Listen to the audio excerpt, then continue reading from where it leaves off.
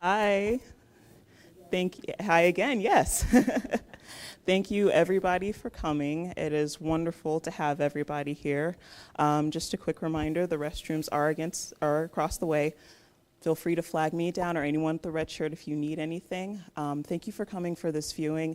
Thank you. A special thanks to Clay T in the back, as well as Barbara, who the dean is going to introduce with our special collections. And I am here to introduce the dean of our libraries, Maggie Farrell.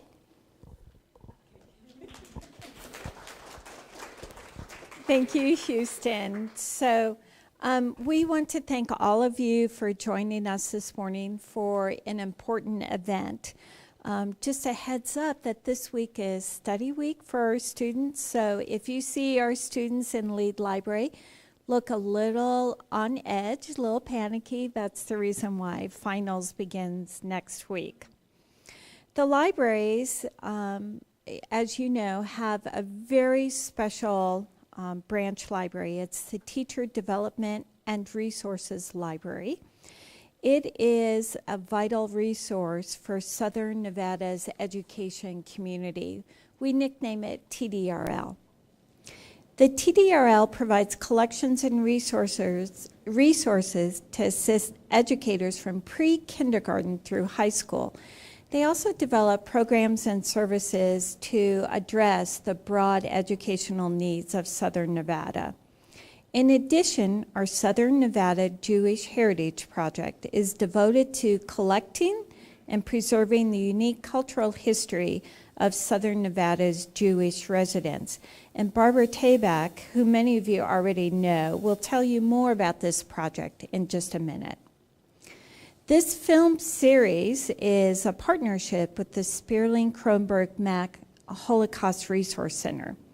They've offered a unique opportunity to bring resources of the TDRL together with our Southern Nevada Jewish Heritage Project to offer additional educational opportunities to hear firsthand about experience of the Holocaust victims and survivors. And what is so shocking is that the story never grows old because it seems to reoccur in everyday life. So what we'll focus on this morning continues to have relevancy in 2018. So thank you again for coming. I join you in learning more about the important story that SS St. Louis. So Houston, thank you very much. Or do you want Barbara?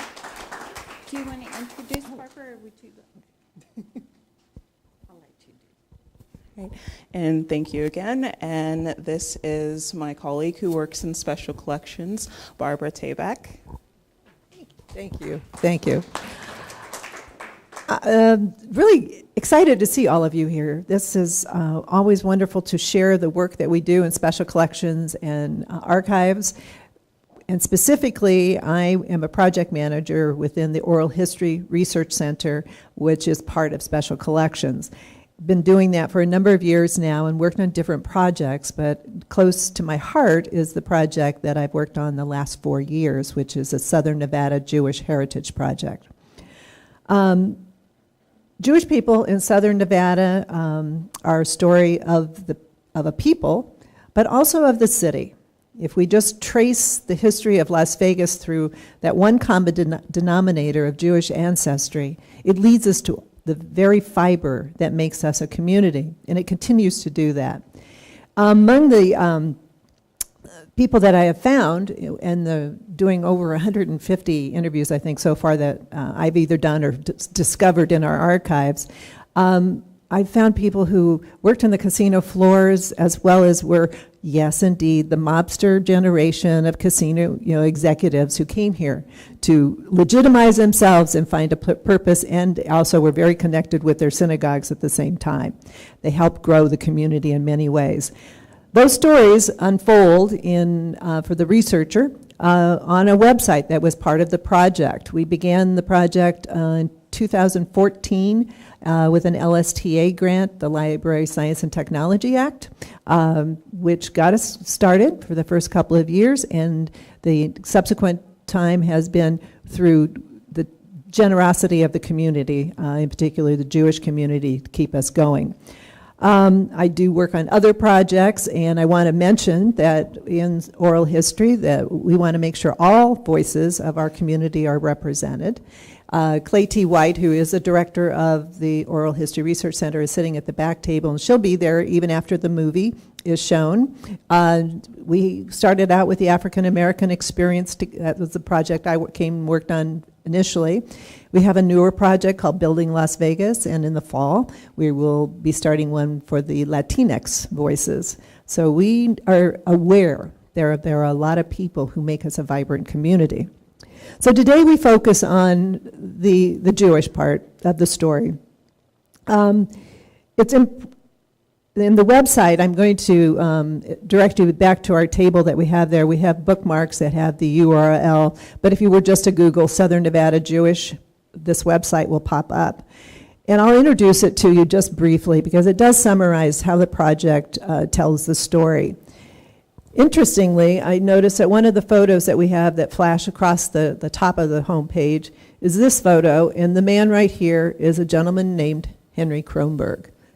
And if you are part of the Jewish community here, you know Henry's name. I understand he did come to the viewing of the movie yesterday. Yeah.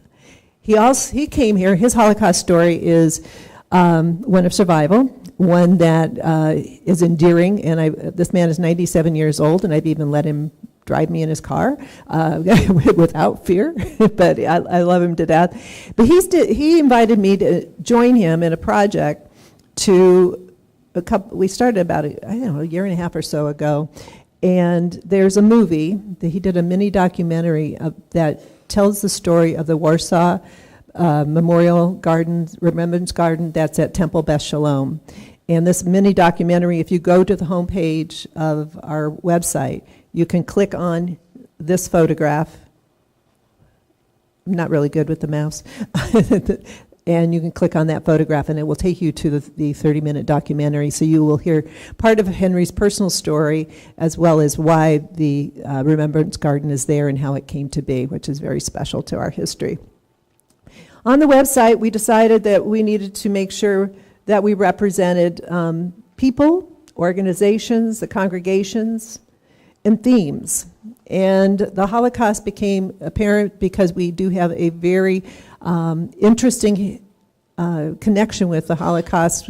In the 1980s, there was an unfortunate gentleman who owned a casino who decided he needed to celebrate Hitler's birthday and force his employees to celebrate with him. And the consequence was that he had to learn that wasn't appropriate, and it was pretty just stupid to use plain English, and he was slapped with a fine. And my understanding of that story and the history of that is that fine of $1 million was extraordinarily large for the era, and that has gone on to support education within the Clark County School District, and it's evolved from there. And you have pros on that topic in your audience today that can answer more about that. But there's really wonderful things that go on in our community and make sure that this travesty of history is not forgotten and is a lesson that's learned to keep us from bullying, to remind us that we need to be kind to each other and take care of each other. So that is among our themes. The formats, that just refers to whether you want to look through photographs or some videos. We have some roundtable conversations that have been recorded within the community at different congregations that you can explore. So rather than go through this, I just wanted to make sure you were aware of our project, aware that we have a website, that this is the way that we can bring that part of history to your fingertips at your home. But in addition, we have collections of materials.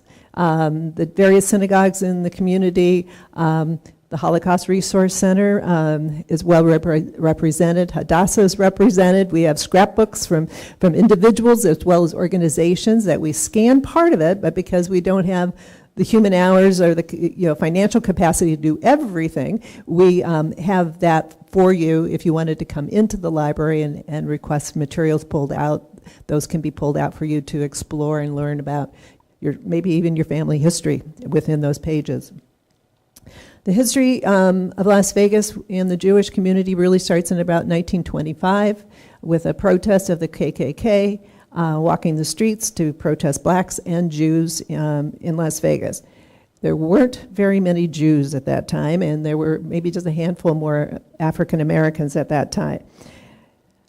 Then the city began to grow in the 1930s because there was opportunity here during the early days of the Depression, and people could see they could get jobs at the Boulder, the building of the dam, and there was some sort of economy happening here. And Jewish people were among the industrious people that saw that and saw that they could exist in a more accepting, less prejudice. There was none. People tell stories that this was a very ecumenical community, and actually we have more reports today of anti-Semitism than we ever did back in that part of our history.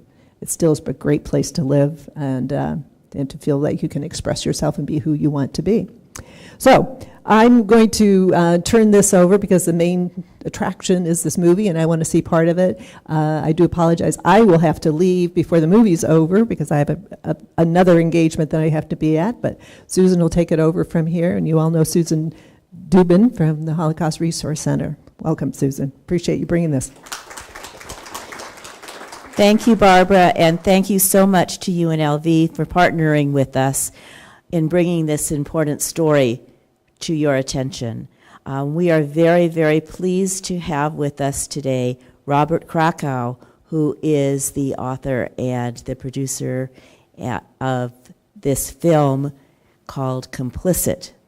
It is the story of the St. Louis, and now I'd like to introduce Robert Krakow, who is going to tell you a little bit of an introduction before we see the film.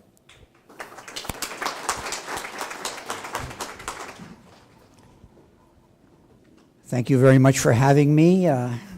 Thanks to the library and to the Sperling Kronberg Mac, at Jewish Nevada and Midbar Kodesh, and your organizers. Thank you to, you're very fortunate today, I might add, to have one of the surviving passengers of the St. Louis, who will be joining myself after the film to add context and important information regarding the story of the passengers. And we want to welcome Jonathan Krakow, our research director of the film. The story of the SS St. Louis seems to endure forever. It's relevant down to this very moment as we see the caravans approaching the, well, they're already there at the U.S. border. What makes the difference between those that get in and those that don't? And how are policies, decisions formed? And you're going to get a dose of that tonight when you see the motivations of Franklin Delano Roosevelt in regards to his decision as to whether or not to let the Jews of the St. Louis, who are off the coast of Miami Beach, into the United States. And I may add, knowing full well that if they were turned away, there was a very good possibility they would be returned to Germany and have to suffer the fate in the concentration camps. So it was a moral and ethical decision at the highest level. And often we'll say that it's a question of conscience. And when power politics supersedes question of conscience, the results can be catastrophic, as they were in the case of the St. Louis. And as you will see, the message that it sent to Adolf Hitler, that the Jewish people were expendable. So with that in mind, I hope that you enjoy the film. We will be available to answer your questions afterwards. And so once again, thank you for coming.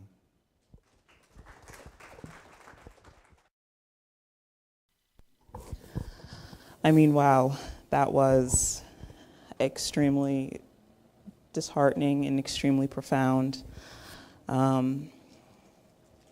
Anyway, we have here the survivor, one of the survivors, Thomas Jacobson, as well as one of the film creators, Robert Krakow.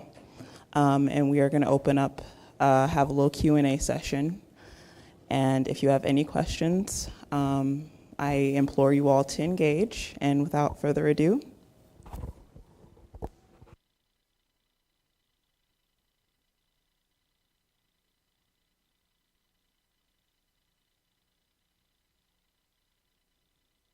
What's your feeling, President Trump making Jerusalem the capital of the Jewish people? What's your feeling on Poland, passing that law about not taking responsibility?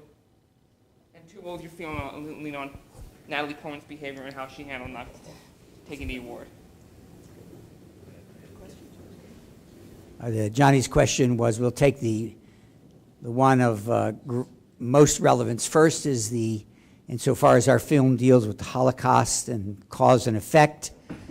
There's been a lot of discussion about the Holocaust, the Polish Holocaust law, in which the government of Poland said it's illegal to speak of the Holocaust as if Poland were somehow implicated.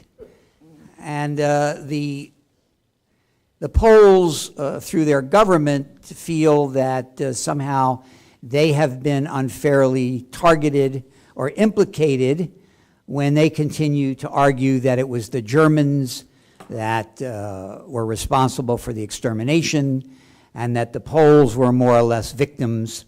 And needless to say, in the Jewish world, Israel and in the United States, there was a lot of resentment because it raised the issue of how much the Poles were involved in the extermination for many different reasons. So I'm going to go along with the thinking of many Jewish Americans and people in Israel that felt it was very, very unfortunate to, in a way, put this in the context of the limitation of free speech, because there's a lot of history behind that story, and it's unfortunate Poland took such a stand, which has created so much pain for many of the survivors.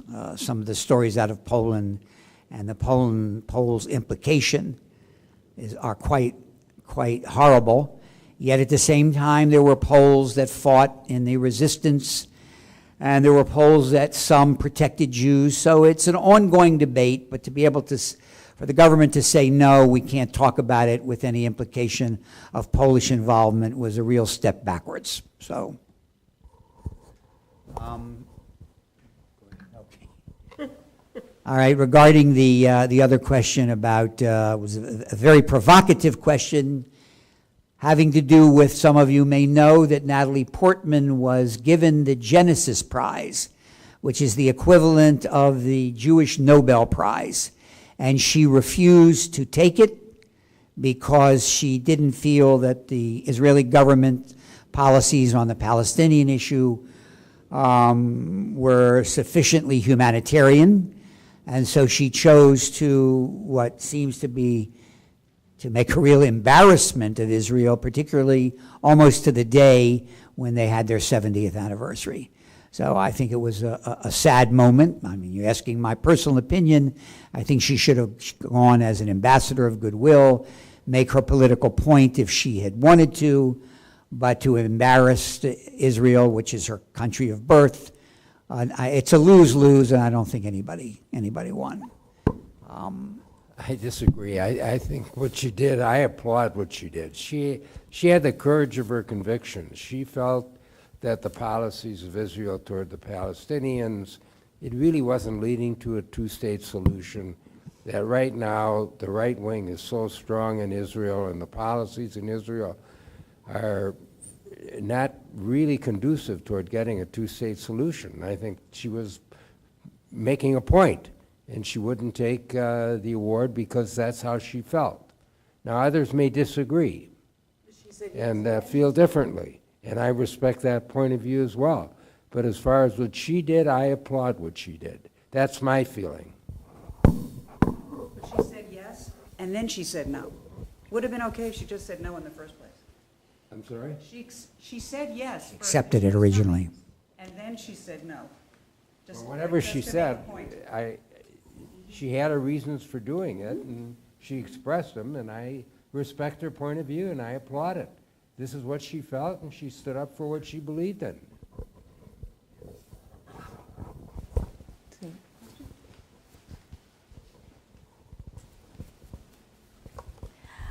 My question is for Tom. Tom, what led you to go into a career of law after coming to the United States? All right, well, again, as a survivor of the Holocaust, it had a deep, deep bearing on the way my whole life has been led. And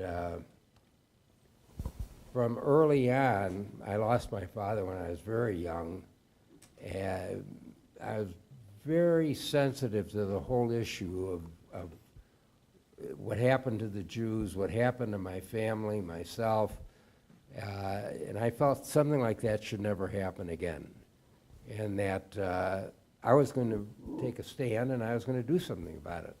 And I felt the best way I could do that would be become a lawyer. And I became a lawyer, and I worked in the field of civil rights in my law firm.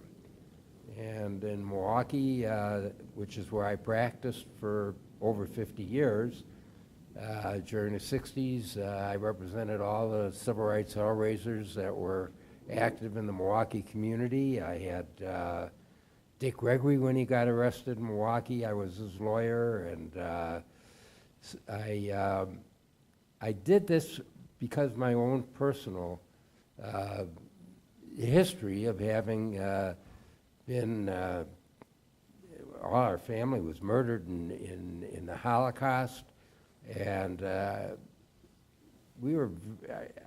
was very fortunate to get out.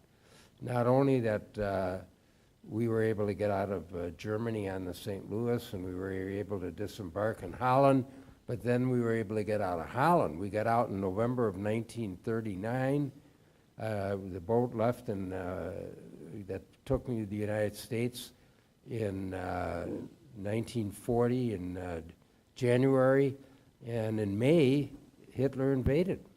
And the camp that I had got out of, Westerbrook, all the Jews that were left in Westerbrook, when Hitler invaded, they all ended up getting sent to Auschwitz and perished.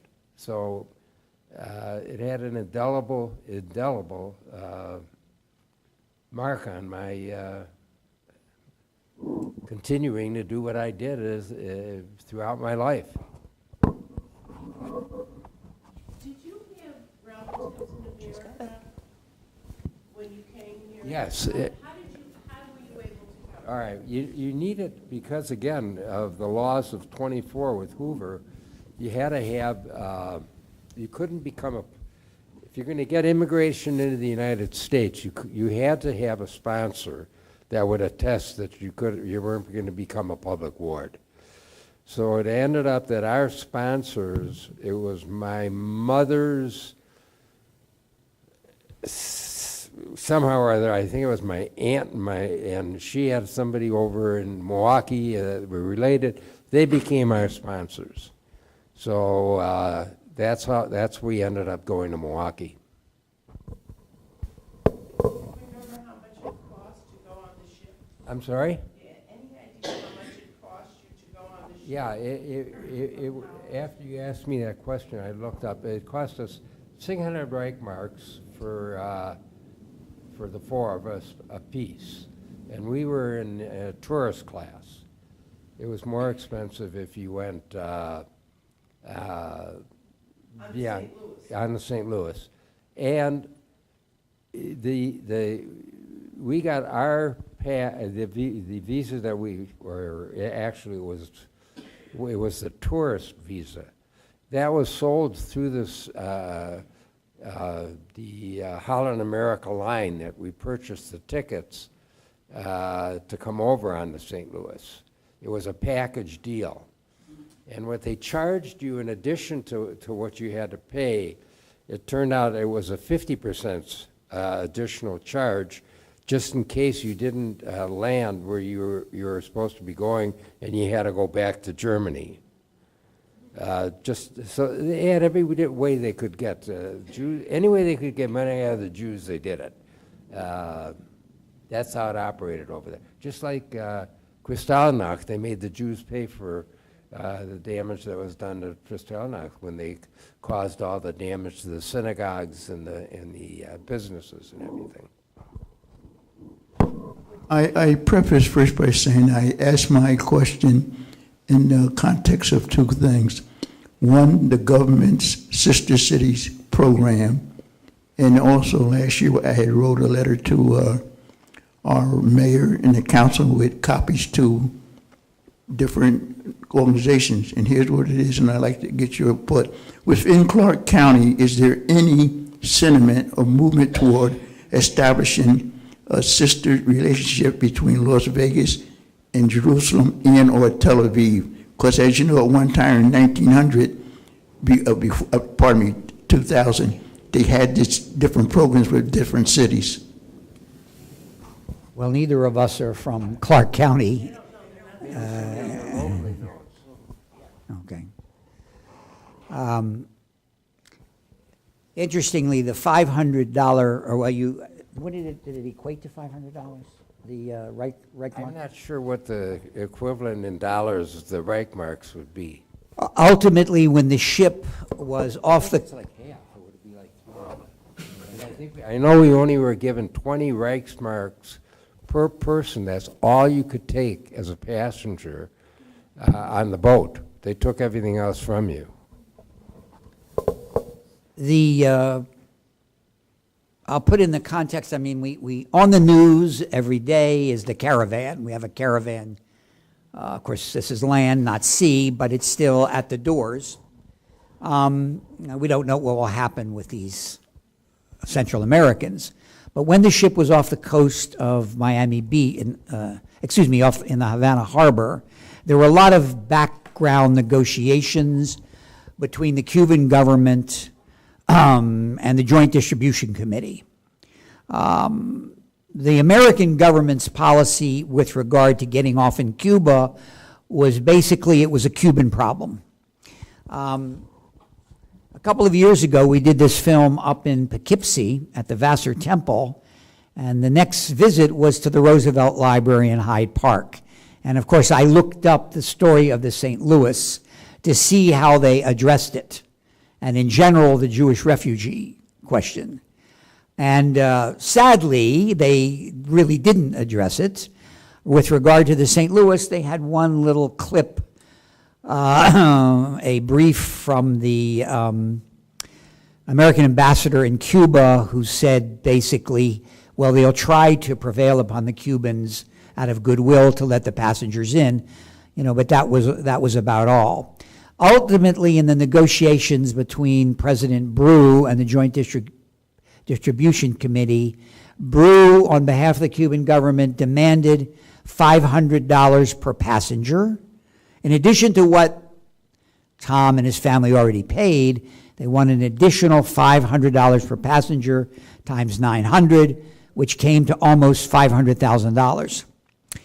And the thing is, sort of this untold fact, is that the Cubans were prepared to hold to the bargain, but the Joint Distribution Committee made a counteroffer, and that upset the apple cart, so to speak.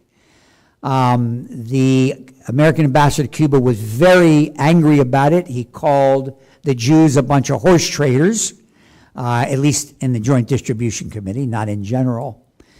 So history evolved in this way, but the failure of the Joint Distribution Committee to accept the $500 number, which, by the way, was a legitimate posting of bond at that time to ensure sort of that the passengers could be cared for at least until they got into the United States. So we can say, on one hand, the Cubans were to blame or whatever, but in reality, for legitimate reasons, they were actually prepared to let the passengers in were they to post the bond. Unfortunately, the Joint Distribution Committee haggled. Berenson would say, look, I know these Latins, they're pretty dumb, and I'm smart. I'm a smart New York lawyer, and I know how to handle it. And unfortunately, it evolved to where the ship went up to the coastline, and as you saw, for political reasons, Roosevelt, who could have been a hero, he could have pointed to the Statue of Liberty and said, this is who we are, and I'm going to let him in. And I want to remind the audience, there were many, many sponsors, people that had offered to take these passengers. The Quakers offered. There were many, many Christian families and organizations that were prepared to take them. They would not have become wards of the state or quote unquote likely to become a public charge. So we often reflect on what a heroic decision it could have been had Roosevelt accept them, and but history turned out differently. Sorry to keep asking these questions, but you know, my family came to America at the turn of the century, 1909. And my father's family couldn't have come here without sponsorship. So what was the difference? And my family came, both my mother's and father's family came because of the pogroms that happened in Europe. So what was the difference in the American view of refugees coming from Europe, Jewish refugees coming at the turn of the century? What changed so drastically? The 1924 Immigration Act. There was a book, The Passing of the Great Race, which made reference to the idea that the white civilization was being diluted by, in particular, it was the Jews, who in this person's mind felt that, like Hitler, was the destruction, because so many Jews had immigrated from, as you say, from Russia. So this particular book had an influence on Congress. And in 1920, it resulted in the 1924, that wasn't the only reason, but it resulted in the 1924 Immigration Act, which, as Tom was suggesting, changed the way in which you could get to the United States. The idea of becoming likely to become a public charge was used very, very strongly to restrict immigration. And they had its certain percentages. If you were an Italian and certain number of Italians were here, you could then let in a certain number of Italians, and they broke it down by, nationality. But the Jews, I would say, were targeted pretty much because there was a sense that the Jews in America were bad. In the diary of several State Department officials, they made terrible references to the Jews living in New York and the way they were and the way they bathed and the way they dressed and the way they talked. So these were influential in the development not only of the law, but the way the law was implemented. You had to get a visa. Yeah, we applied for our visa in 1935, right after the Nuremberg laws were put into effect. My mother and father, they knew the handwriting was on the wall. The visa wasn't granted until November of 1939. We were already in Holland at that point. And that's how we were able to get out of Holland and get into the United States when we left in 1940. If you didn't have a visa, you couldn't get in.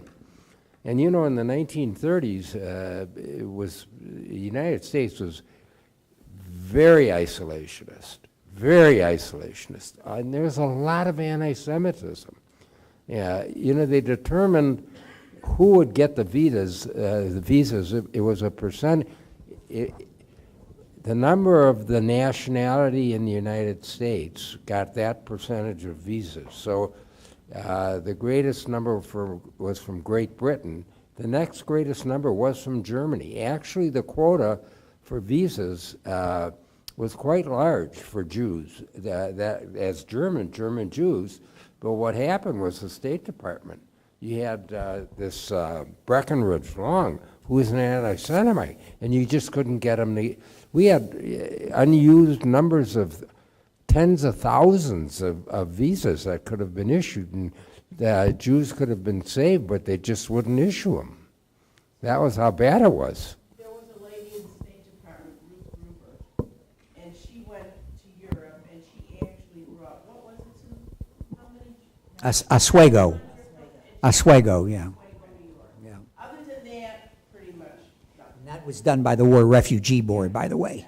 It's not something Roosevelt let them come in, but I would like to say something to the younger generation here, that we're very happy to have you, and you know, in the age of short attention spans, we're particularly happy to have you. I want to say that, you know, one of our messages was, you know, the impact on society of racism, and in this case specifically anti-Semitism, but in the broader sense, how damaging racism is to the society, and how we are brought down by this. Last night, or yesterday, when we had the film at the synagogue, one of the gentlemen said to me, I don't know if you remember, he says, Robert, you're pussyfooting around with Roosevelt.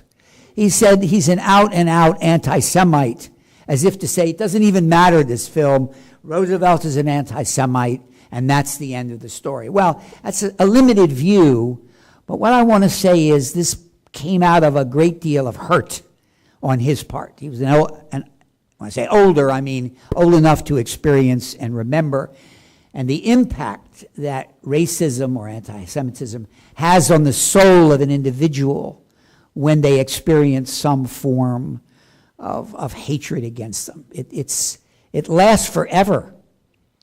And that's why it's a wonderful thing for us to see young people, you know, together, not being so conscious of race or religion or whatever.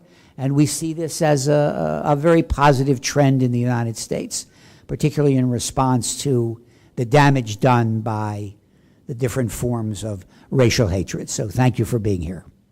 I'd also like, especially the young lawyers that are grooming here in law school, you know, this, when you see what happened to us on the St. Louis and how we were denied entry and what the effects of anti-immigration policy are, and anti-Semitism and hatred.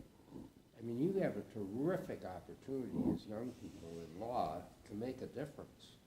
I made a difference. I've been up in the United States Supreme Court arguing two major cases where I had garnishment before judgment declared unconscionable. And for the equivalent of Milwaukee, Martin Luther King was the father of James Grappi, who I represented. And we, you know, when you try these cases in civil rights because it's so unpopular, you're going to lose them at the trial level. So you got to be very smart and make an appellate record, because if you're going to win it all, you're going to win when you take these cases up on appeal. And in Grappi's case, we ended up taking a case, we challenged the change of venue law in Wisconsin, which only allowed change of venue in misdemeanor, in felonies and not in misdemeanors. And we said that distinction didn't make any sense.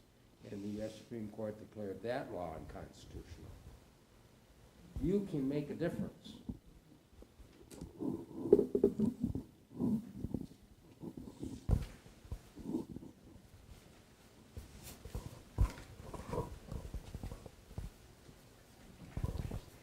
What age were you when you first came to America, and do you view this country any differently today?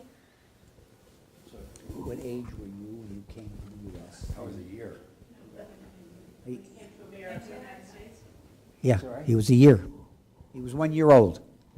Yeah, I was probably one of the youngest on the boat. Yeah, I have, my own memories, of course, aren't there of what you know, happened on the boat. Only what, you know, I learned from my mother, who really had difficulty talking about it. It was just such an emotional experience for her to have to discuss the circumstance. She lost, we couldn't get her mother and father to get the visa application when we did in 35. Because my grandfather was, he had served in the German army in World War I.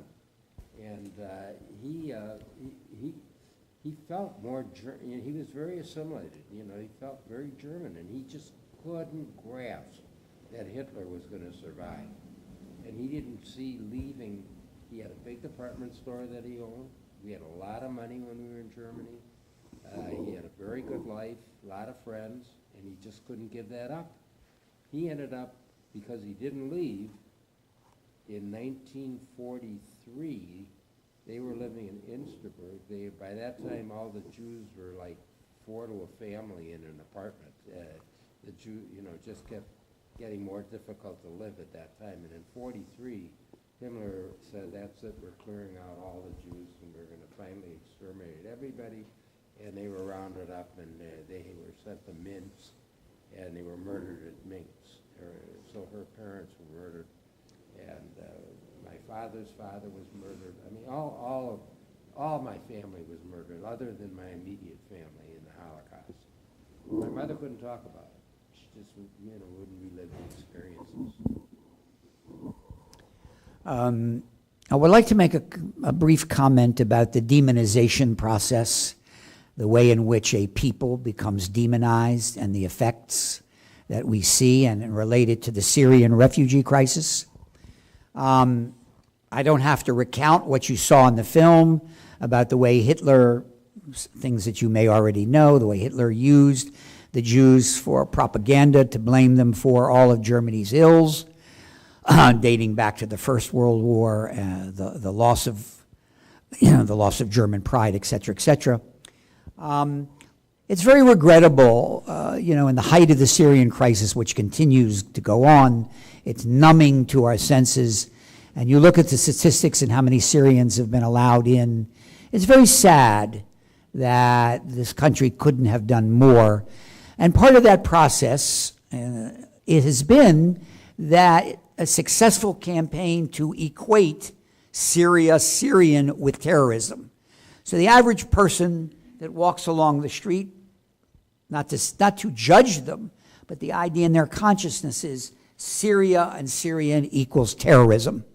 And it's very, very sad to think that this process of demonization hasn't been scrutinized more carefully. We could have taken many, many more Syrians in. It was a very profound experience. Johnny's back there, the research director.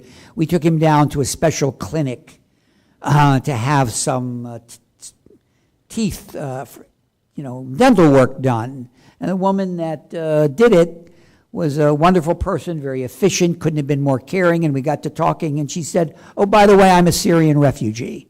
The timing of it was very profound for me, and it put the exclamation point on when we can do more, we should. So, do we have any more questions, or how long do you want to go on? I guess I'll ask the last question then.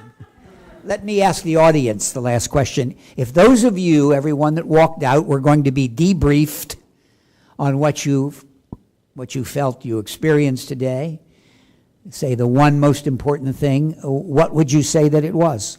I would have to say that even though the State Department said that we've learned our lesson, we have not.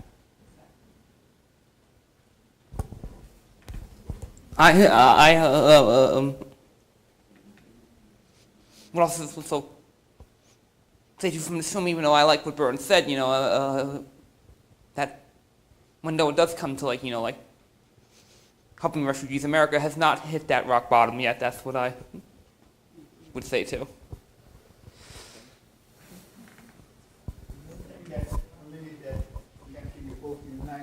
Reference to Israel, and that it should never happen again, but also that you can be objective enough where he supports Natalie Portman, and yet it doesn't affect the negativeness of anyone. That you can still have differences and be both pro-Israel, and naturally that never again should there be a Holocaust. Can we hear something from the one of the younger?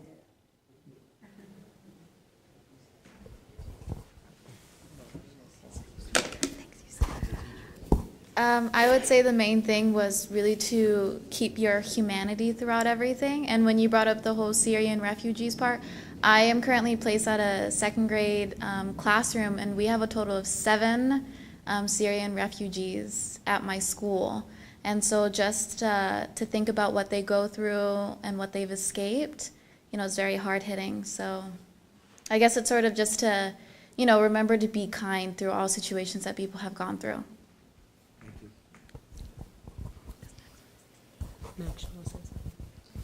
Sure. Well, first of all, thank you so much for being here. I think for me, the most important thing that I grasped from this is that despite this country currently experiencing so much anti-Semitism and racism, we have to remember that as a people and as a nation, simply for you two being here today, we have come so far. So I think that was really what I grasped from this program. So thank you again. Thank you so much. Anyone else? Oh.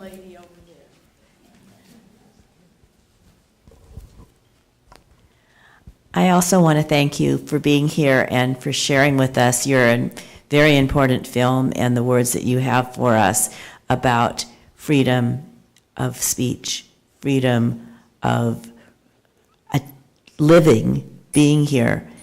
And what I got out of the film and having your visit here is the continuing need we have for Holocaust education.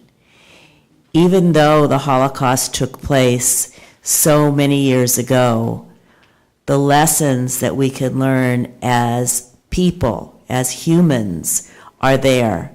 And if we don't start listening and start learning them again, unfortunately, we may go down that rabbit hole one more time. Thank you.